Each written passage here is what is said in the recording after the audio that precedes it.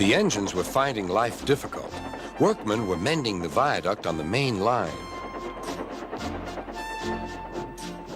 The arches needed strengthening, so Topham Hatt did not want to close the railway while the work was done, and so repairs took a long time.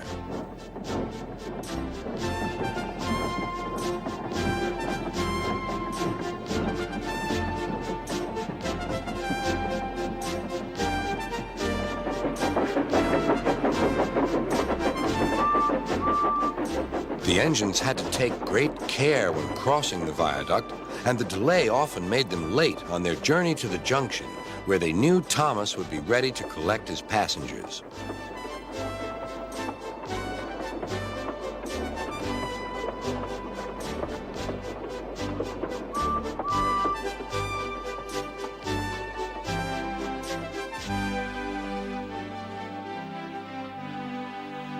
Thomas grew crosser and crosser. "Time's time," he grumbled. "Why should I keep my passengers waiting while Henry and James dawdle about all day on viaducts?" "Don't blame me," snorted Henry. "If we hurried across the viaduct, it might collapse, and then you'd have no passengers at all. What would you do then?" "Run my train on time, for one thing," retorted Thomas. He hurried away before Henry could answer. Bertie was impatient too. He was timed to arrive just after Thomas. His passengers found that instead of going straight from the bus to their train, they were kept waiting till Thomas arrived. Soon Bertie grew cross with Thomas.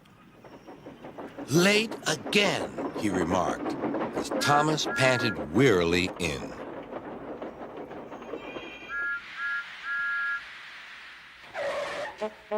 "We may be friends, but I thought you could go fast, Thomas. It's time we had another race. I reckon I could beat you now." Thomas let off steam loudly. "Rubbish!" he hissed fiercely. "It's those main line engines. They dither about on the viaduct, and they blame Sir Topham Hatt's workmen. It's just an excuse for laziness, if you ask me."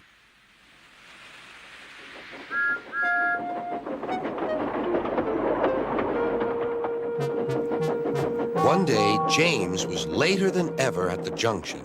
"I'm sorry, Thomas," he puffed. "I was held up at the station, and the viaduct made it worse."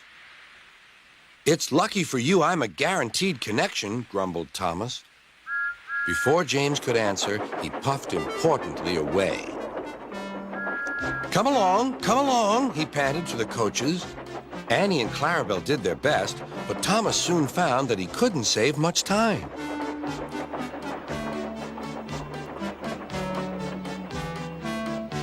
Suddenly, Thomas saw Bertie ahead. His radiator was steaming. "What's the matter?" asked Thomas. "You should be at the station by now. You're late." "I feel dreadful," moaned Bertie. "All upset inside, and driver says he can't make me better." "Thank goodness you're late, too. Can you take my passengers, please? They'll never get home otherwise." "Of course," agreed Thomas. He now felt sorry for Bertie and promised to get help at the next station. Thomas set off again. Already he felt much more cheerful, and Bertie's passengers, traveling in Annie and Clarabel, all reached home safely. When Bertie was better, he came to thank Thomas. "I'm sorry I teased you about being late."